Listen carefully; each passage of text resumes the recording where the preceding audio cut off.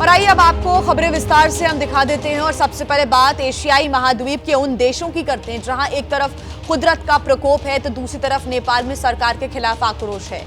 इन देशों से कल से ऐसी तस्वीरें सामने आ रही हैं जिससे इन देशों के हालातों का अंदाजा लगाया जा सकता है। चलिए दो तस्वीरें आपको हम दिखाते हैं। पहली कुदरत के क्रोध की तस्वीर सामने आई जो कि म्यांमार और थाईलैंड की है। ये तस्वीरें आप देख रहे हैं। कल कुदरत का गुस्सा भूकंप के रूप में सामने आया।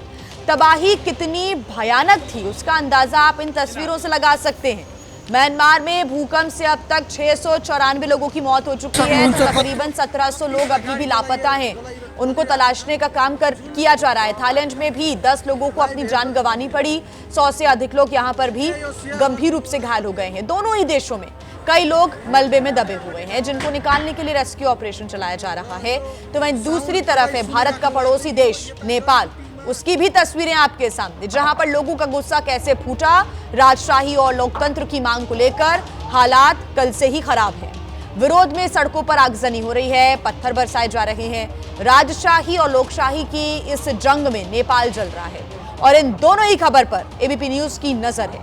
थाईलैंड और नेपाल से हम लगातार आप तक हर अपडेट पहुंचा रहे हैं।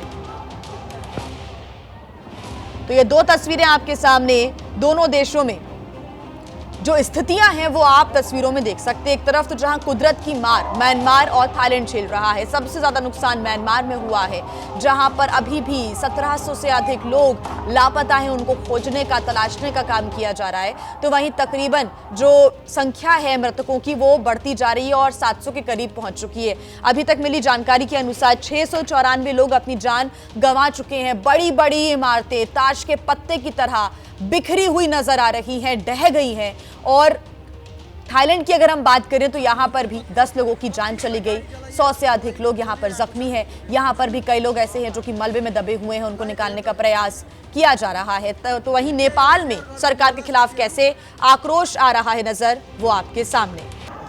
इस वक्त मौजूद है नेपाल की राजधानी काठमांडू में और काठमांडू में आज के क्या हालात हैं आपको दिखाते हैं। इस वक्त मौजूद हैं एयरपोर्ट के ठीक बाहर। एयरपोर्ट के ठीक बाहर ये जो दफ्तर है ये नागरिक उड्डयन मंत्रालय का civil aviation authority of Nepal का ये दफ्तर है। और यहाँ पर भी कल जब हिंसा हो रही थी और लोग जो प्रदर्शन कर रहे थे जब वो यहाँ पर पहुँचे थे तो यहाँ पर भी तोड़फोड़ हुई है। और इसी वजह से अभी अगर हम यहाँ की तस्वीर की बात करें तो देखिए ये रास्ता आपको जो है काफ़ी हद तक जो है खाली नज़र आ रहा है क्योंकि लगातार सिक्योरिटी फोर्सेस का मूवमेंट जारी है। और यहाँ पर आपको ये तस्वीरें दिखाएं तो बीच बीच में सड़क पर जला हुआ जो यहाँ पर जो प्रदर्शन हुआ था उसके जो है निशान अभी भी देखने को मिल रहे हैं। वहीं सामने क्योंकि जो है civil aviation authority of Nepal का जो है ये दफ्तर है यहाँ पर जो तोड़फोड़ हुई थी तो कुछ मिनटों पहले यहाँ पर जो जांच एजेंसी है वो पहुँचे हुए हैं। और अभी भी आपको इसके बाहर जो फोर्स है जो नेपाल पुलिस है वो और जो जिस तरह से सेना को बुलाया गया था वो जो है अभी भी आपको यहाँ पर नज़र आ रहा है। बात की जाए इस दफ्तर की तो अभी यहाँ पर ज़्यादा मूवमेंट नज़र नहीं आ रहा है क्योंकि कुछ मिनटों पहले ही जो जांच अधिकारी है वो यहाँ पर पहुँचे थे। जब प्रदर्शनकारी यहाँ पर पहुँचे थे तो उस दौरान जो है काफ़ी ज़्यादा जो है नारेबाजी हो रही थी। काफ़ी ज़्यादा उसमें जो हिंसा ऐसा माहौल बन गया था, पत्थरबाजी हुई थी और यहाँ पर नारे लग रहे थे राजा आओ देश बचाओ। यानी कि एक बार फिर से जो है राजतंत्र की तरफ जो है नेपाल में एक बड़ी जनसंख्या ऐसी है जो ये चाहती है कि राजतंत्र वापस आना चाहिए और उसी की मांग को लेकर के ये प्रदर्शन हुआ है। और इतना ही नहीं, कहा यह भी जा रहा है कि 2008 में जब से ये राजतंत्र खत्म हुआ है, नेपाल का जो हिंदू राष्ट्र का दर्जा था वो छिना है। उसके बाद से यहाँ जो विकास जैसे होता था वो नहीं हो पा रहा है। यहाँ पर भ्रष्टाचार के मामले सामने आ रहे हैं और ज़रूरी है नेपाल के लिए कि राजा की वापसी हो और यहाँ पर जो हिंदू राष्ट्र का नेपाल का जो दर्जा रहा है सालों तक, जो 2018 में ले लिया था संसद ने एक जो है अध्यादेश पारित करके, वो जो है वापस आ जाए। तो इस वजह से नेपाल में ये प्रदर्शन हुआ था। हालांकि कल की तुलना में आज स्थिति थोड़ी बेहतर ज़रूर है लेकिन अभी भी प्रशासन, पुलिस, सेना मुस्तैद है कि दोबारा इस तरीके की घटना ना हो। सहयोगी कैमरा पर्सन संजीव कुमार के साथ अंकित गुप्ता, एबीपी न्यूज़, काठमांडू।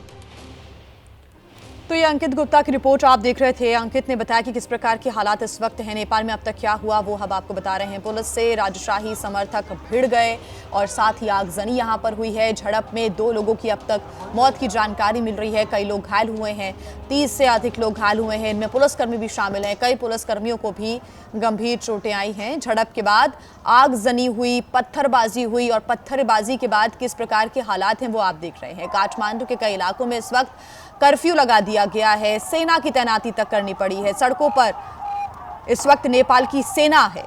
बवाल के बाद सड़कों पर सेना उतर गई है ताकि किसी भी स्थिति से निपटा जा सके।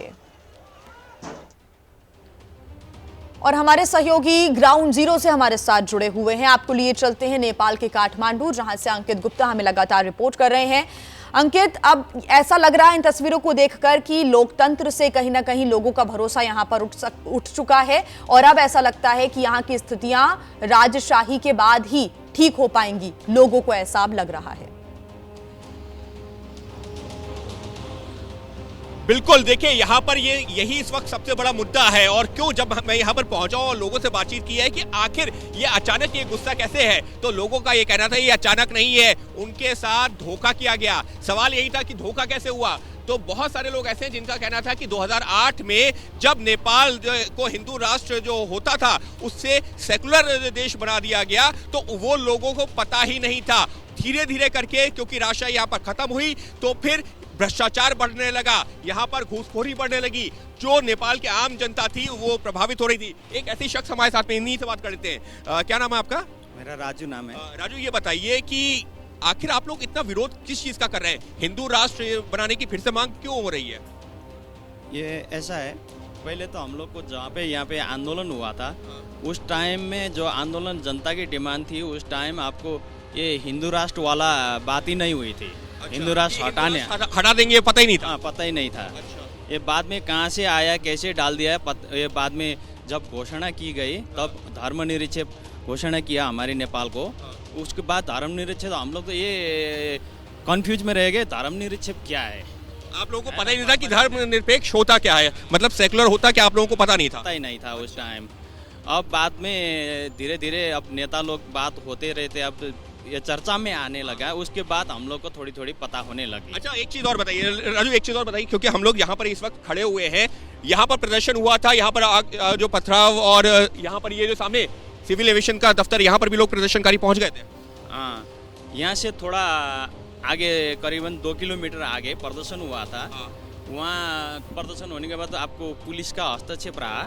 और लोग यहाँ पर भी पहुंचे थे। हाँ, उसके बाद टीयर गैस वगैरह वगैरह गोली चलने लगी, तब लोग भागने लगे। अच्छा। अब ग्रुप में भागने के टाइम से रास्ते में सब गाड़ी बंद था। लोग अब जहाँ जो मिले वो तोड़ते चले गए। हाँ। एक चीज और बता दीजिए कि आखिर राजशाही की दोबारा मांग हो रही है वो क्यों? क्योंकि ये कहा जाता है कि लोकतंत्र सबसे अच्छा रहता है जहां पर जो है जनता के प्रतिनिधि होते हैं, लेकिन आप लोग कह रहे हैं कि राजा होना चाहिए। राजा का पहले का कार्यकाल और उसके बाद जब राजा नहीं रहे तब क्या बदलाव हुआ, क्यों राजा चाहिए? अब ये लोकतंत्र अब अच्छा है, दुनिया में सुनने के लिए न्यूज़ में जैसे हम लोग जानते हैं बोलते हैं, वो अच्छा लगता है सुनने में, लेकिन लोकतंत्र हमारे यहाँ पे आया नहीं है। अच्छा, अब मतलब लोकतंत्र यहाँ पर आया नहीं है। अब जो पार्टी है, पार्टी के आसपास के लोगों के लिए, अब जो पावर में है जो पार्टी, उन लोगों के लिए लोकतंत्र है ना। अच्छा। और जनता भी ये पार्टी के लोग के लिए जनता है। जब पार्टियां आ गई तो क्या भ्रष्टाचार होने लगा, क्या हुआ? हाँ, नेपाल में अब भ्रष्टाचार करप्शन तो सब जगह है, कुछ काम ही नहीं होता है। पैसे दिए बगैर है ना नेपाल में। अभी भ्रष्टाचार को तो क्या बोले, कुछ भी काम कराने जाइए गवर्नमेंट हॉस्पिटल में, इवन आपको गवर्नमेंट ऑफिस में, कहीं भी। पहले ऐसा नहीं था क्या जब राजा था? हाँ, पहले वैसा नहीं था। पहले ऐसा नहीं था। तो मतलब इसी वजह से आप लोग चाहते हैं कि राजा वाला जो राजशाही वाला दौर है वो फिर से वापस आए और नेपाल फिर से हिंदू राष्ट्र बने। और ये पार्टी वाला लोग मिल के लूट रहे हैं हम लोग को, भेड़े की तरह समझते हैं, है ना। हम लोग को जैसे अब टैक्स के मामले में है ना, और हम लोग को इतना लूट रहे हैं, मतलब अब जी दंगा कर रहे हैं, मतलब बिल्कुल, ये पहले अंकित लोगों की निकाला बातें जाता है। हैं और लोगों की मांगे भी हैं। लोग किस वजह से सड़कों पर इस वक्त उतरे हुए हैं और स्थिति ये बन गई है कि पुलिस के साथ लोगों की इस वक्त झड़प हो रही है और वो तस्वीरें कल पूरी दुनिया ने भी देखी। ऐसे में अंकित, अभी आज की क्या स्थिति है, तस्वीरों के साथ बताइए। अभी कर्फ्यू लागू किया गया है और साथ ही अभी मैं देख पा रही हूँ कि ट्रैफिक भी कम नजर आ रहा है। साथ ही किस प्रकार के हालातों को संभालने के लिए नेपाल इस वक्त जद्दोजहद कर रहा है?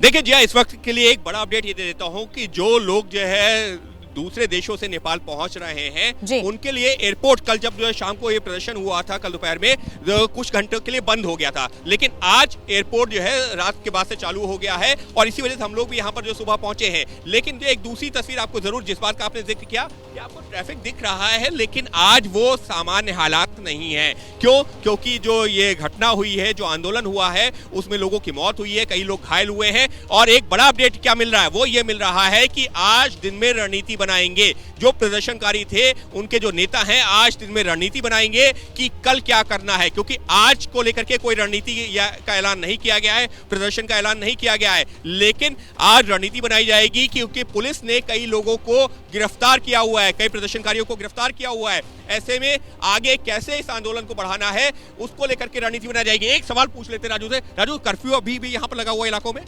नहीं, ये सुबह शाम 7 बजे तक कर्फ्यू लगा हुआ था। 7 बजे हाँ, कल 4 बजे, शाम को 4 बजे से आपको 7 बजे तक नहीं, 7 बजे तक कर्फ्यू था। कर्फ्यू नहीं है, इसी वजह से लोग घरों से निकले हैं, लेकिन ये आंदोलन अभी खत्म होने वाला नहीं है क्योंकि लोगों की मांग साफ है कि राजशाही की वापसी हो और नेपाल फिर से बने हिंदू राष्ट्र।